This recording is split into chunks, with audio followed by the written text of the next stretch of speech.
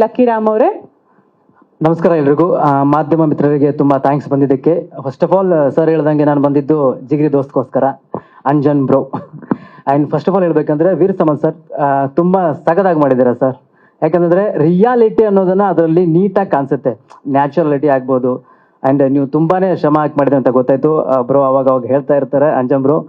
And total ಇದು ಸಿನಿಮಾದಲ್ಲಿ ಹೇಳ್ಬೇಕಂತಂದ್ರೆ ನಮ್ಮ ಉತ್ತರ ಕರ್ನಾಟಕ, ಬೇಸಿಕಲಿ ನಾನು ಕೂಡ ಉತ್ತರ ಕರ್ನಾಟಕದವನು, ಬೆಂಡೋಡ ರಾಯಬಾಗ್ ತಾಲೂಕ್ ಬೆಂಡೋಡ ಗ್ರಾಮದವನು. ನಾನು ಕೂಡ ಉತ್ತರ ಕರ್ನಾಟಕದವನೇ. Okay, so one point of ಟೈಮಲ್ಲಿ ಬ್ರೋ ನನಗೆ ಹೇಗೆ ಪರಿಚಯ ಅಂತ ನನ್ನ ಸಿನಿಮಾದೊಂದು ಬೈಟ್ಸ್ ಬೇಕಾಗಿತ್ತು. ಸೊ ಅಲ್ಲಿಂದ ಬ್ರೋ ನಂಗೆ ಭಾಳ ಪರಿಚಯ ಆಗಿ ಕ್ಲೋಸ್ ಆಗಿ ಇಲ್ಲಿವರೆಗೂ ಜೊತೆಯಾಗಿ ನಡ್ಕೊಂಡು ಬರ್ತಾ ಇದ್ದೀವಿ.